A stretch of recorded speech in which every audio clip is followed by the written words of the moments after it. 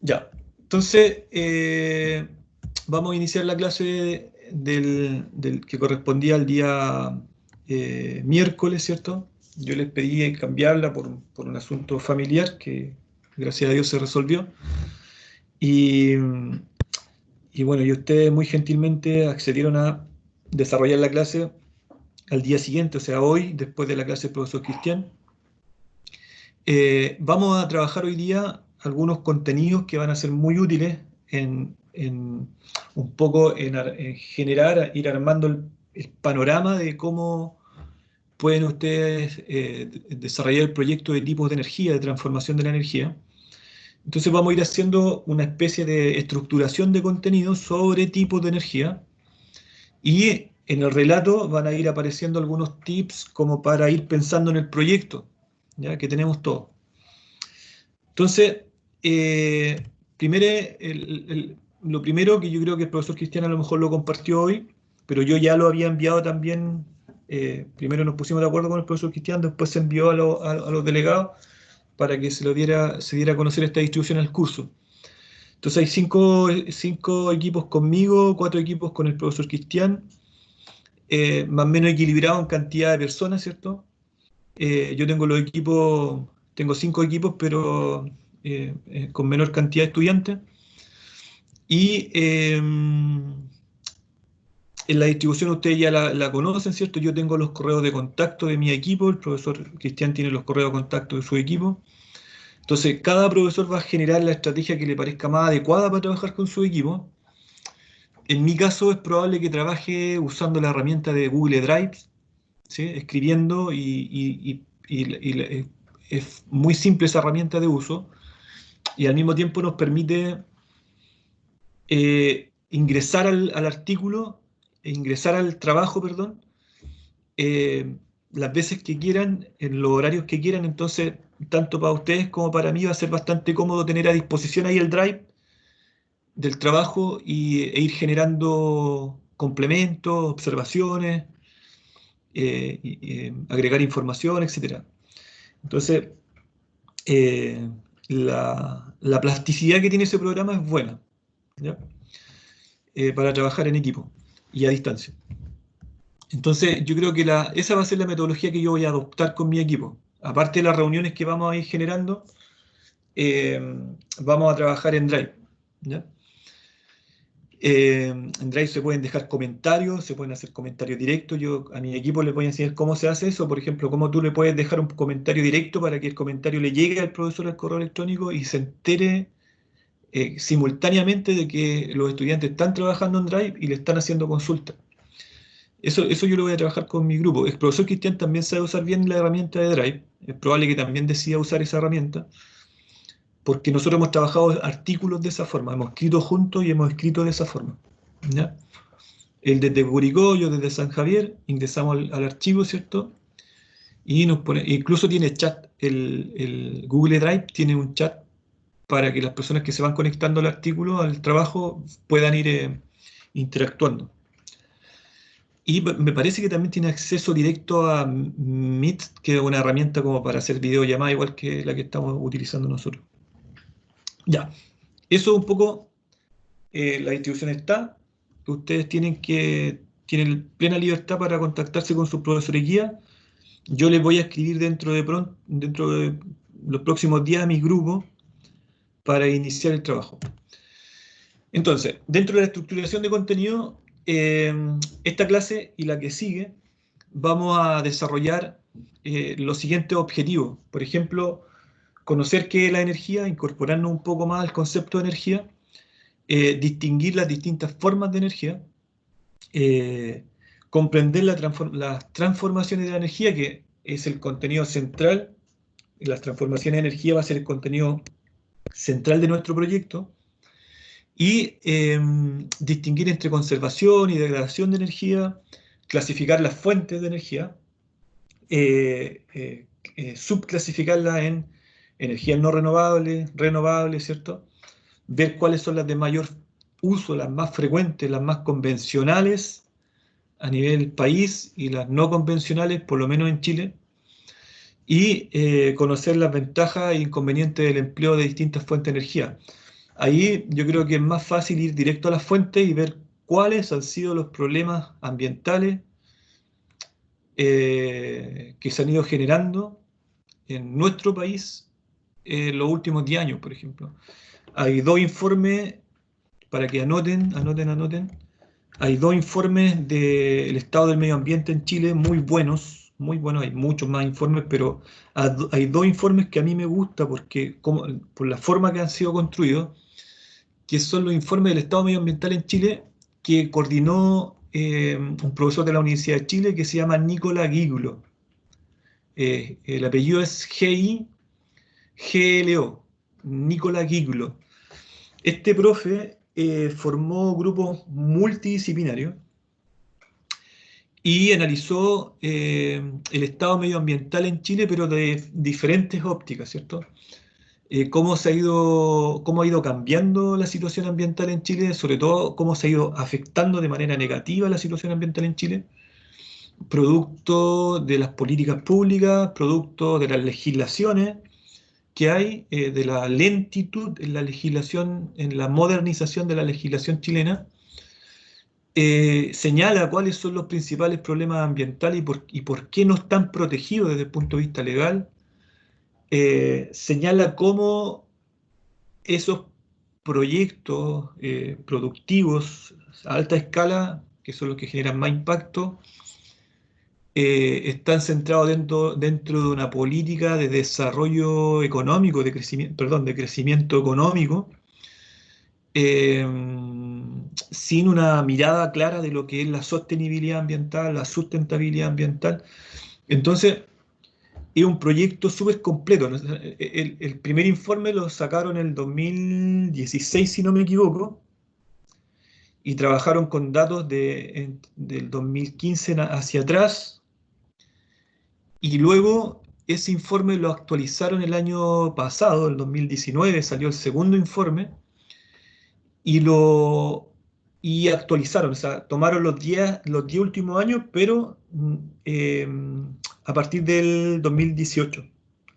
¿Ya? Entonces, hicieron una actualización al menos de 5 años de desfase, entonces eso permite un poco ver que algunos problemas se mantienen, permite ver también lo lento de los cambios políticos y legales, la legislación que parte de la discusión política, ¿cierto? Y cómo también la ciudadanía no ha ido reaccionando diferente o más lento, atemporal, si lo comparamos con otros países desarrollados. Eso, entonces, eh, eh, les dejo ese dato para que también vayan proyectando un poco la fundamentación de sus proyectos. Entonces, la energía es una propiedad de la materia, ¿sí? Yo les señalaba en clases anteriores que, por ejemplo, una de las ideas que nosotros tenemos que lograr comprender desde el punto de vista didáctico nosotros como docentes, y luego traspasar, hacer distintas transposiciones didácticas para que nuestros estudiantes comprendan, ¿sí? Es la idea de flujo de materia y energía en sistemas, ¿ya? Flujo de materia y energía en sistemas. Si la energía, ¿cierto?, es una propiedad, ¿sí?, de la materia, eh, y en el sistema, ¿cierto?, los distintos sistemas que podamos observar, micro, macro, ¿cierto?, a nivel planetario, a nivel universo, en todos los sistemas nos vamos a dar cuenta que hay un flujo constante de materia. Como hay un flujo constante de materia, hay un flujo constante de energía, ¿ya? Entonces, esa idea de flujo de materia y energía ocurre a diferentes escalas y es muy importante que ustedes la comprendan y la logren identificar, ¿sí? Aquí en el esquema que aparece en la imagen dice, bueno, el Sol entrega principalmente energía, ¿sí? Como dentro del sistema solar, dentro de nuestro sistema solar, el Sol nos entrega energía, aporta energía a las plantas, que es una energía que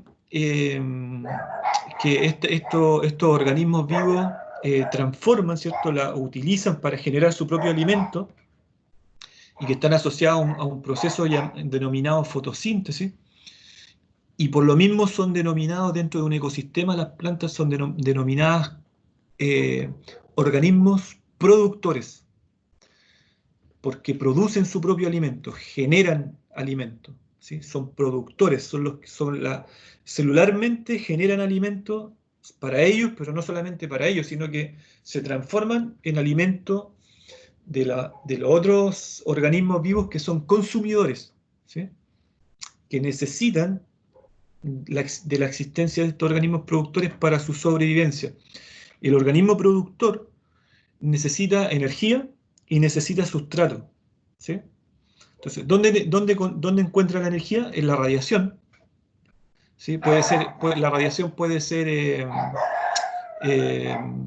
la radiación puede ser eh, natural, ¿sí? La radiación que nos entrega principalmente el Sol, o los soles, ¿sí? Las estrellas, ¿cierto? Pero principalmente nuestro Sol. Y la radiación puede ser artificial, ¿sí? De hecho, en gran parte de los cultivos que consumimos en la actualidad, muchos son artificiales. Por ejemplo, todos los cultivos hidropónicos son la forma de irradiar las plantas para que vayan generando su proceso de fotosíntesis es artificial, en ambientes controlados, viveros, invernaderos, ¿ya? Profesor, Entonces, cuéntame. es que lo que pasa que, no sé, al menos le quiero hablar por mí y por el curso, porque sé que varios están teniendo estas mismas dudas. Lo que Cuéntame. pasa en cuanto a abordar el proyecto, nosotros creo que tal vez la mayoría conocen lo que es la energía o los conceptos, pero el Ya. tema de abordar como el proyecto, por ejemplo, no sabemos cómo abordarlo porque no sabemos si tenemos que hacer como un informe del proyecto o si es que hacer una maqueta, cómo se lleva a cabo la cápsula que tenemos que hacer, cómo se lleva a cabo el guión. No sé si usted podrá, profesor, no sé, mostrarle un video, un proyecto que se haya hecho anteriormente para tener como la idea de Mm. cómo llevarlo a cabo. Porque encuentro que Claro, la clase que usted lo explicó, profe, sí. fue tan extenso el contenido que, ¿cómo se llama? Quedaron como dudas. Entonces, Sí. podemos entender el contenido, pero cómo abordarlo, encuentro que está complicado. Además Ya, que, sí, vamos a ir llegando a eso. Mira, lo que yo te puedo señalar es que en la clase anterior se dieron los lineamientos generales. ¿Ya? Entonces, con los claro. lineamientos generales, tanto el profesor Cristian como yo sabíamos que iban a quedar dudas. Ujú. Ahora yo estoy viendo solamente contenido. Esta es la siguiente clase, estructuración conceptual un poco para ir aproximándonos a qué tipo de lenguaje vamos a usar, qué tipo de ideas vamos a usar para desarrollar el proyecto. Y Claro. todo lo que es formato de desarrollo de proyecto, los van a ver con los tutores. Por ejemplo, los equipos que están conmigo, vamos a ir trabajando las ideas que van surgiendo, vamos a ir abordando las dudas, ¿cierto? Entonces, la distribución de los grupos es precisamente para atender dudas muy puntuales que van a surgir en los grupos. Porque mira, voy a dar un ejemplo con la misma imagen que está en la pantalla. Supongamos que hay grupos, un grupo X, se da cuenta de que en este flujo de materia y energía están involucradas las plantas. Y supongamos que averiguando se da cuenta, por ejemplo, haciendo indagación como de uso de energía alternativa, por ejemplo, llega y se encuentra con que en Brasil están usando en la producción de alcohol de caña de azúcar, ¿sí? Que principalmente lo hacían como alcohol etílico para consumo, como alcohol de consumo humano, ¿cierto? Eh, que allá se denomina, parece que es cachaza, si no me equivoco, ¿ya? La cachaza es como un aguardiente, pero de caña de azúcar. Acá el aguardiente se hace con uva, ¿cierto? O el pisco se hace con uva, ¿es peruano o chileno? No. Entonces, pasa que en Brasil eh, usan la caña de azúcar para destilar alcohol, ¿sí? Primero fermenta, ¿cierto? La planta, después destilan, después de la fermentación los azúcares de la planta, que son alto contenido en azúcar, los azúcares se transforman en alcoholes, pero principalmente el alcohol que se genera ahí es un alcohol etílico, Y ese alcohol, ese etanol, finalmente se puede refinar. Refinar significa quitarle agua y aumentar el porcentaje de alcohol por litro o por la cantidad que sea, aumentar el porcentaje de alcohol puro, que en el fondo nunca es puro porque es un azeótropo. Y lo azeótropo, la molécula, para mantenerse estable, necesita agua. Entonces nunca tú vas a encontrar un alcohol que sea 100% puro. Siempre, por ejemplo, el alcohol, el metano, los alcoholes etanoles, ¿cierto? Que se venden, por ejemplo, como con fines terapéuticos, como los que con los que estamos usando ahora, por ejemplo, el alcohol gel, está al 70. Sí, o sea, el alcohol que tú encuentras en la farmacia está al 70.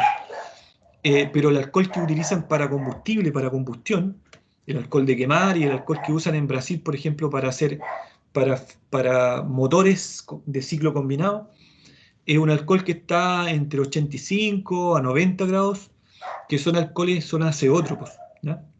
Siempre tienen un porcentaje de agua. Por eso la combustión genera vapor. Todas las combustiones generan vapor, un porcentaje de vapor, un porcentaje de eh, dióxido de carbono y también otros gases u otras partículas sólidas en suspensión, que son cenizas en suspensión, ¿ya? Distintos tipos de materiales oxidados que van en suspensión, ¿ya? Algunos que son muy peligrosos. Entonces, pasa que un joven, un grupo, se puede dar cuenta y decir, mira, nosotros podemos generar alcohol de la uva, de los vinos de mala calidad, de los desechos del vino que contienen alto porcentaje de alcohol, por ejemplo, el orujo, la borra y esas como subproductos del alcohol que tienen alto contenido alcohólico, y con esos malos productos, o sea, malos productos entre comillas, productos que no son tan aprovechados por la industria del vino, ustedes están en una zona vitivinícola full, ¿cierto? Y frutícola full también. Hay mucha fruta que se pudre, ¿cierto? Que se echa a perder, que la desechan. Y esa fruta también tiene altos contenidos de azúcares, por lo tanto es potencialmente biocombustible, ¿ya? Las cerezas que se echan a perder, todas las frutas que se echan a perder, tienen alto contenido de azúcar y en ese proceso de fermentación pueden producir alcohol, biocombustible. Entonces, puede que un grupo diga, mira, yo voy a trabajar con biocombustible.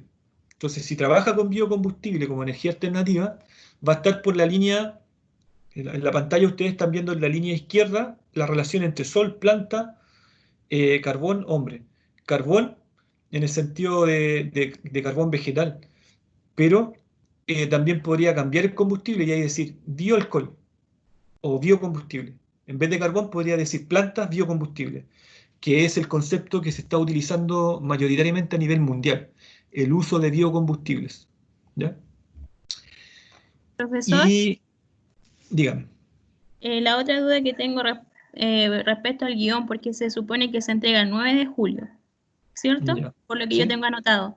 Entonces, con todas las dudas que nosotros tenemos, en realidad no sé cómo podemos abordar ese guión para entregar un buen trabajo, porque la idea no es entregar algo que esté como a media hecho. Claro, pero eso lo vamos a trabajar con cada grupo. Ah, ya, ¿Sí? pues yo estoy con usted, sí, profesor. ¿Sí? Claro, los quienes están conmigo vamos a trabajar en el guión. Yo les voy a escribir ahora para fijar los horarios de reunión. Y lo primero que vamos a desarrollar es la tarea del guión. La primera tarea es desarrollar el guión. eh, Luego, la segunda tarea vendría siendo la estrategia para diseñar el video, ¿sí? La cápsula. Entonces, pero tú me hiciste una pregunta inicial que tiene que ver con, bueno, no nos imaginamos el proyecto, porque lo primero que tienes que imaginarte es el proyecto. Entonces, el proyecto lo puedes imaginar por distintas vías. La primera, por ejemplo, es que en este flujo de materia y energía, las plantas son fuentes de energía. Y los animales, o los restos de animales, los subproductos que generan los animales, también son materia, son energía. Por ejemplo, yo he visto biodigestores de excremento animal en la producción, por ejemplo, porcina, de vacunos, por ejemplo, que los excrementos los almacenan para generar recién dije la palabra, biodigestores. ¿Por qué biodigestores? Porque pasan esta materia orgánica en descomposición por un proceso de fermentación y lo mismo, genera alcohol. O genera otros gases, incluso genera gases combustibles. Me parece que el gas que genera es metano, si no me equivoco. ¿Sí? Y que son gases que son combustibles. ¿Sí? Tú puedes producir alcohol y puedes producir gases, pero mayoritariamente los biodigestores me parece que son gases combustibles. Entonces son biogás y en definitiva son biocombustibles. Entonces por ambas líneas, por las plantas y por los animales, tú tienes que son procesos orgánicos, química orgánica. De esos dos procesos de química orgánica tú puedes sacar biocombustible, desde las plantas y desde los animales. Entonces, en esta primera pantalla lo que quiero explicar es que en el ambiente hay energía disponible. ¿Por qué? Porque hay un flujo de materia y energía. Y tanto la materia como la energía se transforma, no se pierde. Que eso es un principio, un principio físico-químico, ¿sí? Que ampliamente demostrado que la energía siempre se transforma, no se pierde. La materia siempre se transforma, no desaparece, no se pierde. Cuando algo se evapora, cambia. Cuando algo se gasifica, se transforma. Cuando algo combustiona, se transforma. No es que se pierda, no es que desaparezca. ¿Ya? Entonces, y esas son ideas que son muy abstractas, pero que tienen una explicación experimental, o sea que experimentalmente tú las puedes ver de forma concreta. Y de hecho lo hacemos a diario.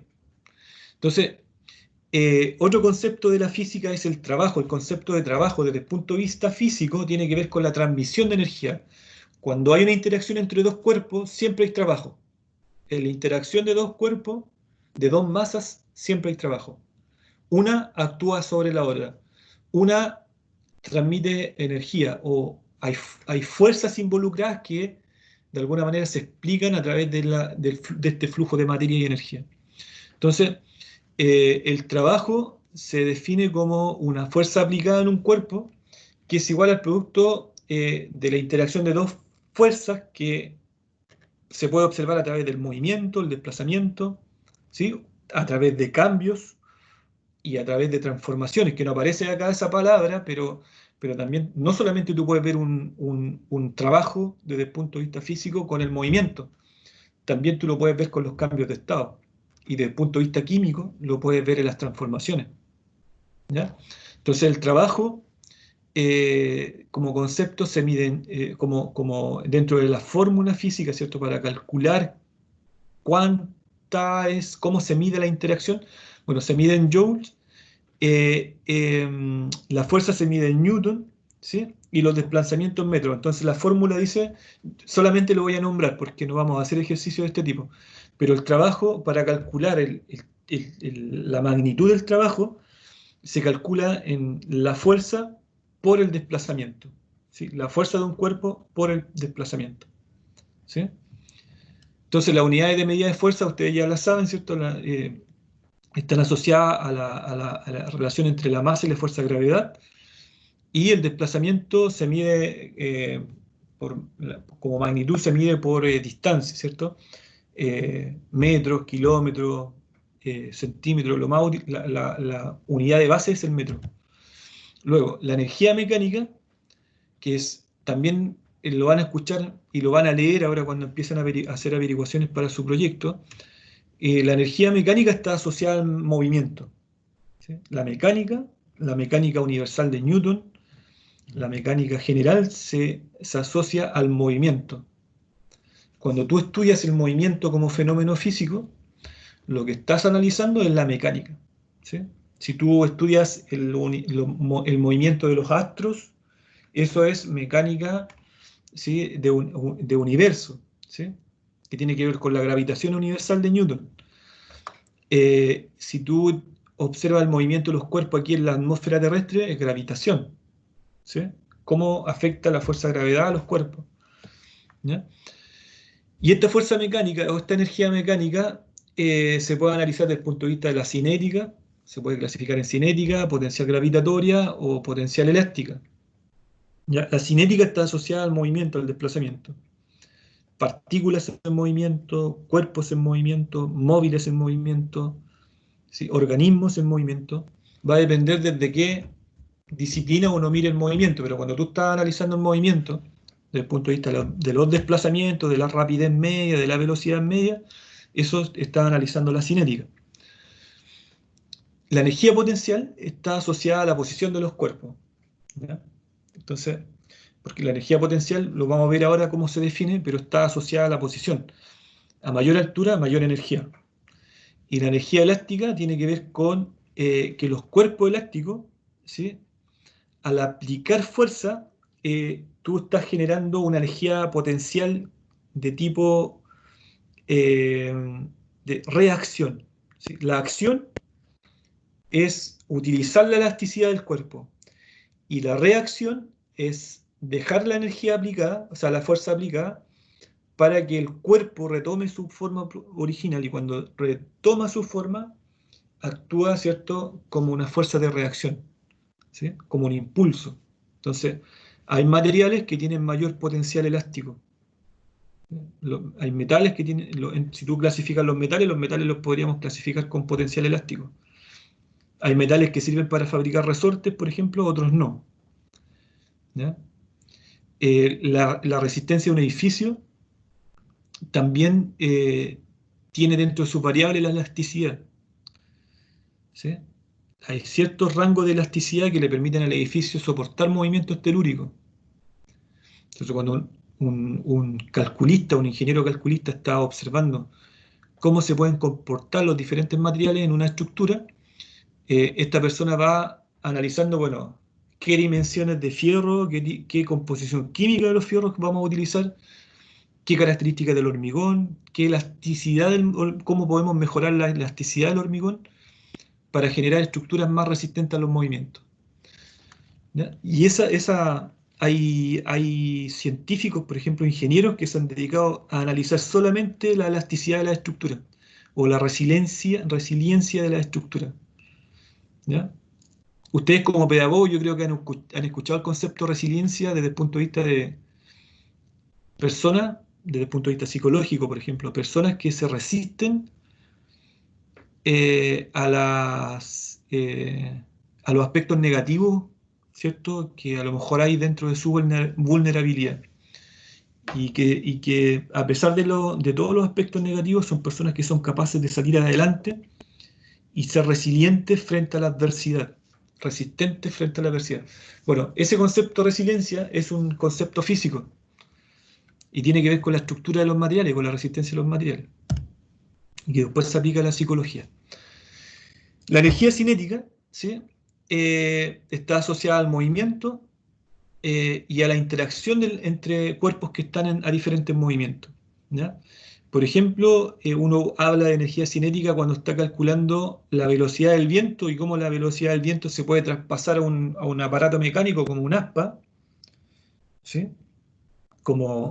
Y el aspa funciona muy similar a las turbinas de hidráulica, porque en el fondo la cinética que trae el viento se traspasa al sistema mecánico a través del aspa y genera movimiento en una turbina. En el caso de la hidráulica, la cinética que trae el agua, por gravedad, por potencial, se traspasa al aspa de la hidráulica y el aspa mueve la turbina. Y dentro de la turbina hay otro fenómeno. Entonces, frente a la misma pregunta que hacía la compañera, bueno, acá hay otro antecedente que puede servir para imaginar algún tipo de proyecto.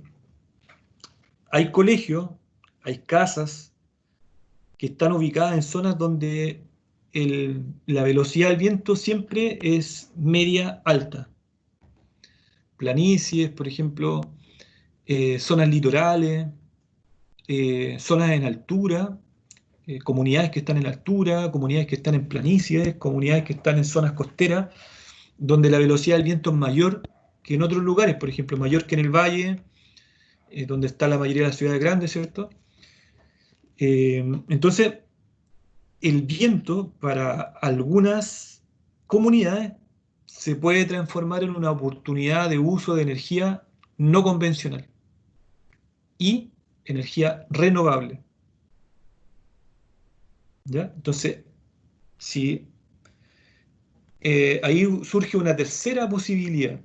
En la diapo anterior veíamos que lo vegetal nos aporta energía, nos puede aportar energía como biocombustible. Los desechos animales también nos pueden generar energía desde el punto de vista de los biodigestor, que también genera biocombustible, o la biomasa, que también genera biocombustible. En ambos casos hay biomasa. Y acá, en esta segunda diapositiva, cuando analizamos la cinética, nos damos cuenta que la cinética del viento puede ser aprovechada para transformarla en otro tipo de energía. Entonces, si alguno de ustedes sabe que hay escuelas rurales que están en zonas donde hay mucho viento, bueno, y necesitan energía, bueno, ahí hay una fuente de energía que probablemente está subutilizada, o sea, no está siendo utilizada. ¿Ya? Luego tenemos la energía potencial, y la energía potencial se calcula como es igual a la masa por la gravitación y por la altura. Entonces, el potencial de energía de un cuerpo está asociado a su masa, a la gravitación, pero tanto la masa como la gravedad están afectadas por la altura. Entonces, la masa de un cuerpo puede ser constante. Un cuerpo de, no sé, de 80 kilogramos, esa masa es constante, mantiene 80 kilogramos. La gravedad es una constante también. La constante de gravedad en la Tierra, 9,8, ¿cierto? Metros por segundo. Eso es una constante gravitacional en esta atmósfera. Y después tienes la altura. Y la altura no es constante, ¿cierto? La altura tiene que ver con en qué posición estás. A 500 metros, a 1000 metros, a 1500 metros, a 3000 metros. En el fondo, la altura es variable aquí en el territorio. Entonces, esta energía potencial, ustedes dentro de sus proyectos tienen elementos para pensar la energía potencial. Y el elemento así como por excelencia es el agua. Porque el agua es una masa de materia que está en estado líquido principalmente, o que puede estar en estado líquido, y que al mismo tiempo fluye, se mueve. Y cuando hay energía potencial, ese cálculo de energía potencial nos puede decir a qué velocidad va a fluir esta masa. Si está a 1000 metros en una pendiente de 45 grados, la energía potencial va a ser mayor a si está a 500 metros con la misma pendiente. ¿Sí? Una cantidad de agua X, no sé, una tonelada de agua a 1000 metros tiene una energía potencial mayor que esa misma tonelada a 500 metros considerando la misma pendiente de 45. Entonces, por eso las centrales hidroeléctricas precisan almacenar agua a la mayor altura posible. A la mayor altura posible. De hecho, con una cantidad, por ejemplo, si tú tienes una central hidráulica en el valle, con 1000 litros, por dar un ejemplo así súper anormal, ¿sí? Un ejemplo como una analogía solamente, no hay nada de exactitud lo que yo les voy a decir en términos matemáticos, pero solamente la analogía, la proporcionalidad, por ejemplo. Si tú tienes 1000 metros a cero nivel del mar, y tú quieres generar energía potencial, o sea, energía potencial ahí mínimo, que tiene que ver con la gravitación. La gravitación siempre va a generar energía potencial, pero por altura y por pendiente tienes muy poco que hacer con esos 1000 litros. Pero tú esos 1000 metros, o sea, esos 1000 litros, si tú lo tienes a 2000 metros, tú puedes generar una energía muy amplia, muy alta, a diferencia de acero del nivel 0. Entonces, del nivel 2000, la misma masa de agua tiene una gran potencialidad eléctrica, por ejemplo, si tú estás pensando en energía eléctrica. Entonces, cualquier curso de agua, una quebrada de agua en cualquier lugar, es fuente de energía. A eso quería llegar. O sea, tú puedes tener un riguero en el campo, todos saben lo que es un riguero, ¿cierto? Un curso de agua para regadío, por eso se llama riguero, de regar. Entonces, un riguero lleva una masa de agua constante y muchas veces pendiente. Entonces tú en un campo tú puedes ver dónde tienes la mayor posibilidad de generar potencial eléctrico, o sea, altura y pendiente, para poder generar energía con esa masa de agua.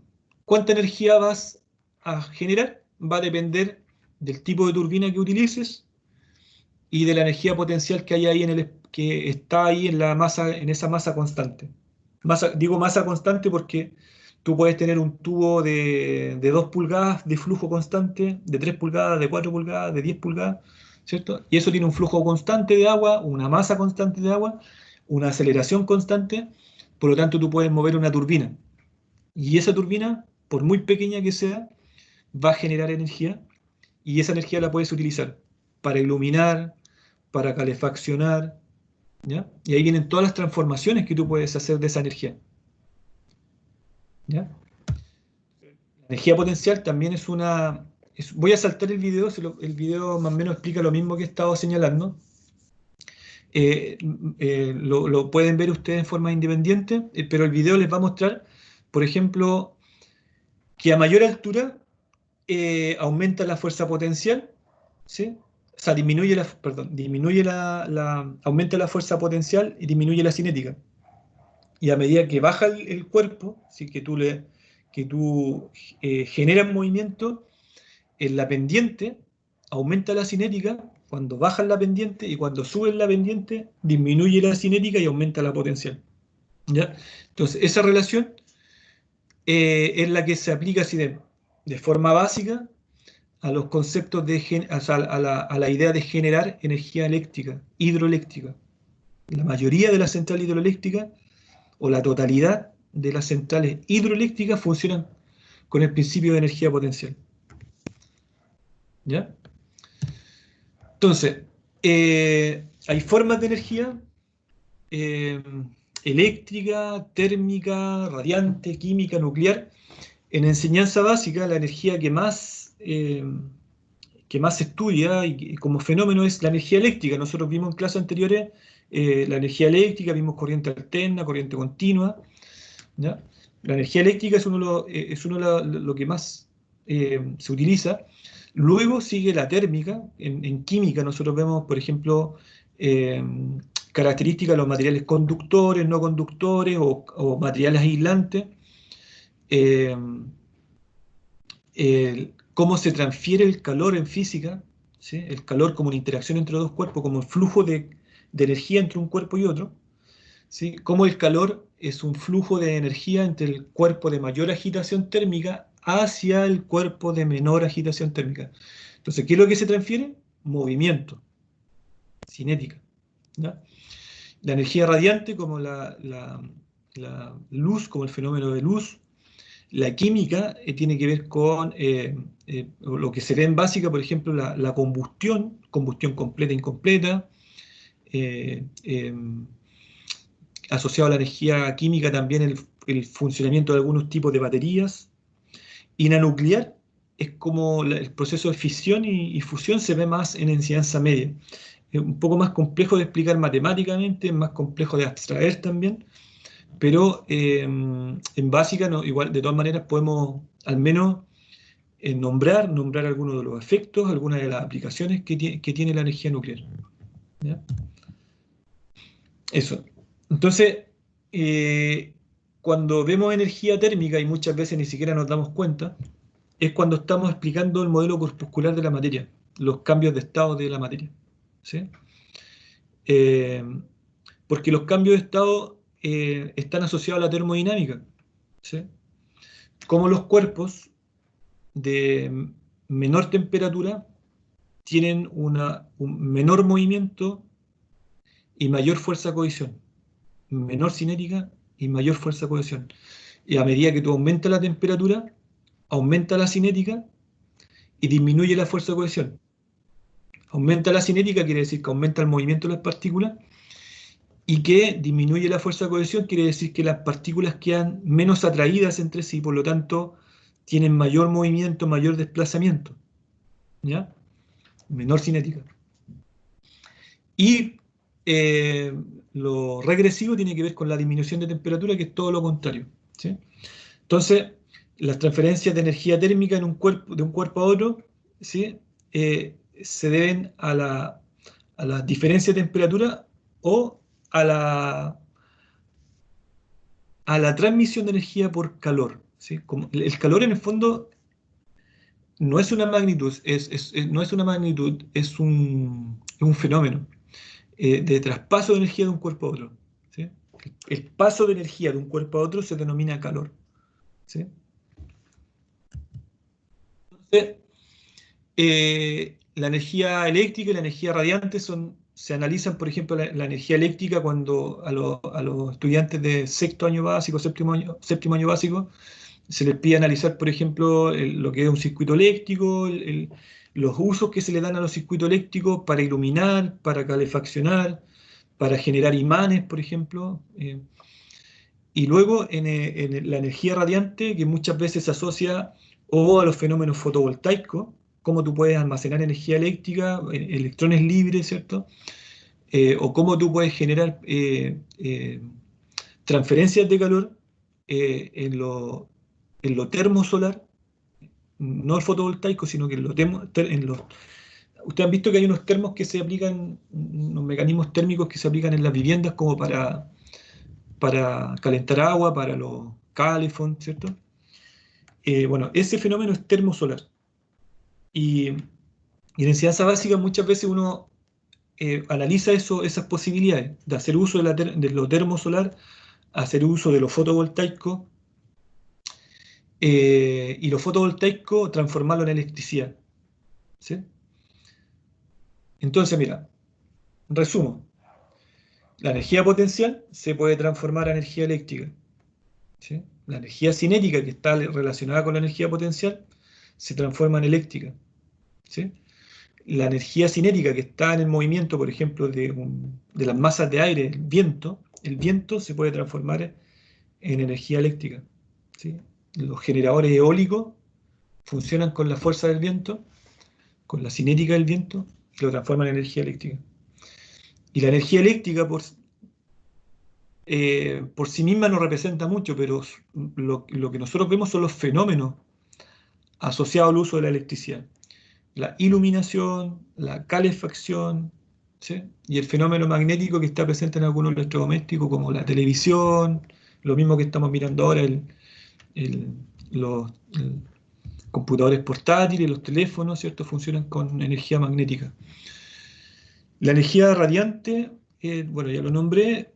La energía química, lo que más se analiza en enseñanza básica es la combustión completa, la combustión incompleta. La combustión completa es cuando hay un buen porcentaje de oxígeno en el aire, lo que hace que la combustión, el material combustible, combustione en su máxima capacidad, o sea, las moléculas combustibles se transformen, se oxiden rápidamente, aporten buena iluminación, aporten buena transferencia de calor, y finalmente menos residuos, y sobre todo se transforme los gases, el gas principal sea el dióxido de carbono y no el monóxido de carbono.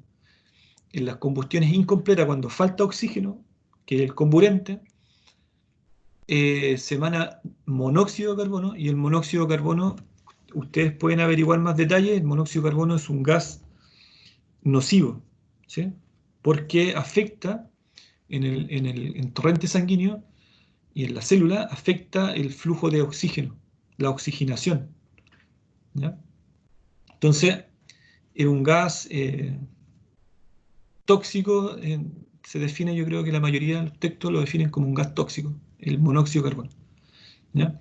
De hecho, el monóxido de carbono es uno de los gases más letales, que genera más pérdida de vida.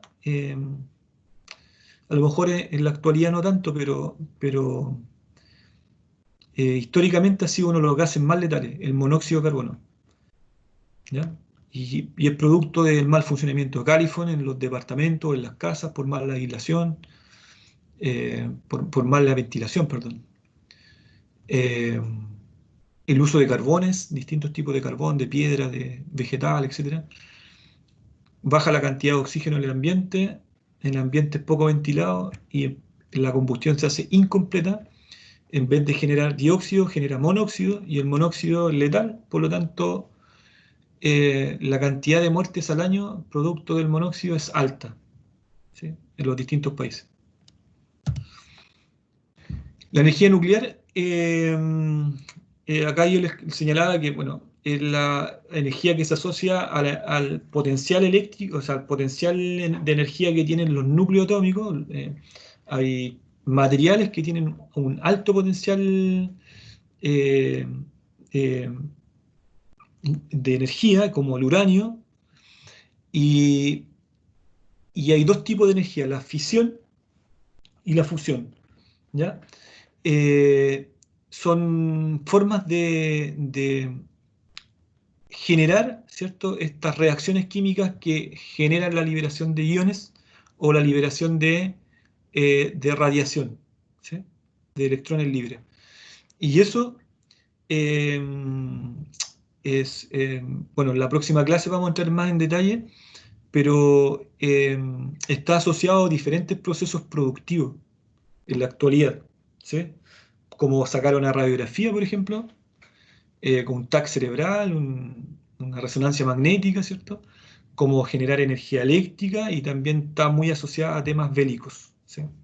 Por eso los países muchas veces discuten la aprobación de uso de energías nucleares en diferentes países porque eh, por el tema bélico, la manipulación tecnológica que puede haber de la energía y las posibilidades de generar, en vez de aplicaciones tecnológicas en salud o en energía, generar armamento, ¿sí? La mayoría de los países que están autorizados para generar energía eléctrica, o sea, o energía nuclear, finalmente terminan generando una carrera de armamento, una carrera bélica, ¿ya? Y eso es un fenómeno que ampliamente conocido.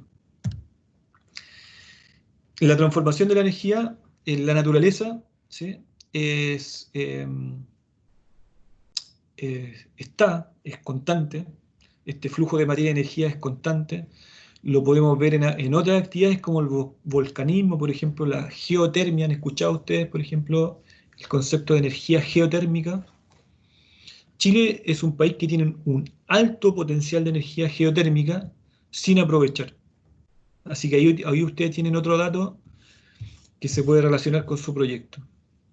Y la energía geotérmica no está asociada solamente a los volcanismos. La energía geotérmica está asociada a la energía potencial que hay, eh, o la energía acumulada que hay en las masas terrestres, ¿ya? Por ejemplo, en cualquier espacio terrestre, si tú haces una excavación a mayor profundidad, tú encuentras equilibrios térmicos que se pueden traspasar al ambiente exterior, ¿sí? Entonces tú imaginas el subsuelo como un potencial geotérmico y lo exterior como el espacio de transformación. Entonces, voy a hacer el ejemplo más simple que se me ocurra. Si tú tienes un pozo profundo de agua de 50 metros de profundidad, la temperatura del agua a 50 metros, supongamos que sea de 15 grados constante en el verano y de 13 grados constante en el invierno, ¿ya? A 50 metros de profundidad. Y tú tienes un edificio o una casa que tienes que calefaccionar. Entonces, si tú generas circulación de agua entre la profundidad del pozo y la estructura de la casa y tú generas el flujo de agua, el agua del pozo va a estar subiendo a 13 grados o a 15 grados en el verano y bajando a una temperatura mayor en el verano o inferior en el invierno. Pero finalmente la circulación hace que se genere un circuito estable. Entonces tú puedes estabilizar, en el verano tú puedes estabilizar la temperatura de la casa en 15 grados al hacer fluir el agua, y en el invierno tú puedes estabilizar la temperatura de la casa a 13 grados. Entonces tú me puedes decir, bueno, pero ¿qué pasa con eso si finalmente las dos temperaturas no son tan gratas, po? 15 grados o 13 grados no son temperaturas que estén asociadas a nosotros. La temperatura ideal para el ser humano son, no sé, en invierno y verano una temperatura que nos permita estabilizarnos bien, 22 grados, entre 22 grados y 25 grados. ¿Ya? Eso nos permite estabilizarnos. Por la temperatura corporal, ¿cuánto es? 36 grados en promedio. Entonces, mira, si tú tienes una, una temperatura de 13 grados en invierno, en un sistema de circulación de agua, ¿sí? Geotérmico de circulación de agua, y afuera de la casa hay 1 grado Celsius bajo cero, y tú adentro tienes 13 grados, para subir la temperatura a 22 grados necesitas menos energía. Entonces, con menos combustible o con menos energía eléctrica, tú puedes subir la temperatura a una temperatura estable de 22. Necesitas menos combustible que si no tuvieras ningún sistema y tu casa estuviese a menos 1 grado Celsius, igual que la temperatura exterior, porque en algún momento, si tú no utilizas energía, tu casa va a estar, el sistema interno de la casa va a estar a la misma temperatura del sistema externo, ¿ya? Por transferencia de energía. Y lo mismo pasa en verano. Si en verano tú tienes una temperatura en el circuito de agua, geotérmico, en el circuito de agua tú tienes una temperatura de 15 grados y afuera hay 30 grados, el flujo de energía va a hacer que sola la temperatura del agua se estabilice. Entonces, ¿cómo tú puedes estabilizar mejor? Aumentando la velocidad de flujo de agua para bajar la temperatura. Entonces vas a necesitar menos energía para mantener una temperatura de 22 grados. ¿Ya? En ambos casos, la energía que tú requieres, la energía extra que tú requieres para estabilizar la temperatura es menor.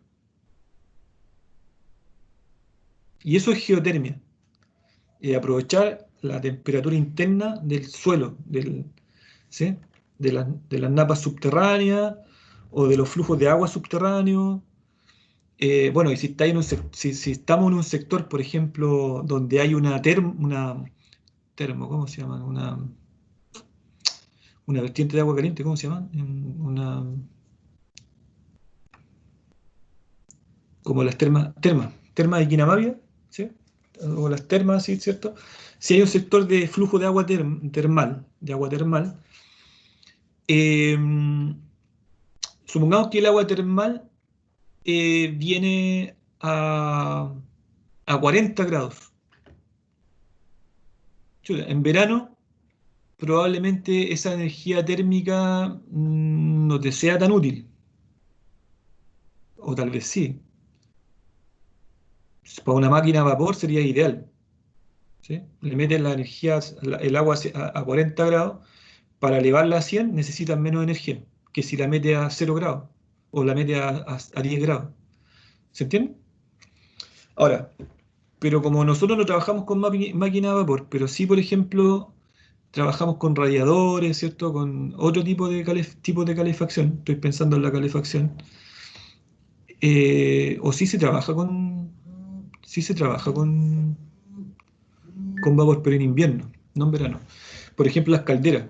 Tú metes el agua a una caldera de vapor, la metes, por ejemplo, a, a 40 grados y para subirla a 100 necesitas menos energía. Y si el vapor tú lo necesitas para generar un radiador de energía en la casa, necesitas menos energía. ¿Ya? Eso, entonces, finalmente ahí tú tienes otra fuente de calor, otra fuente de energía que puede servir para el proyecto, ¿sí? La geotérmica. Entonces, el principio de energía, la energía, la conservación de energía es muy similar al principio de materia. La materia se transforma, ¿sí? Cambia, se transforma. La energía es lo mismo, la energía cambia o se transforma, ¿sí? Entonces hay un principio de conservación de energía mecánica o un principio de conservación de energía, así a secas, ¿ya? Entonces, vamos a dejar para la próxima clase las fuentes de energía y los tipos de energía convencionales, no convencionales, etc. ¿Ya? Que bien, ¿no? Este video tiene que ver con un proyecto a gran escala que tiene que ver con el uso de turbinas en pequeños cursos de agua, pero si ustedes analizan, en Chile esto se hace. En sectores rurales hay personas incluso que han construido generadores totalmente artesanales, con dínamos, con motores invertidos. Hay gente que ha hecho, aprovechado cursos de agua para hacer sus propios generadores hidroeléctricos, como un generador hidroeléctrico rural, ¿ya? Hay varios proyectos de este tipo. Hay varios casos muy lindos acá en Chile, sobre todo en el sur. Eso. Entonces, no sé si tienen alguna consulta. Voy a dejar de grabar para que se descargue esto. No sé si tienen alguna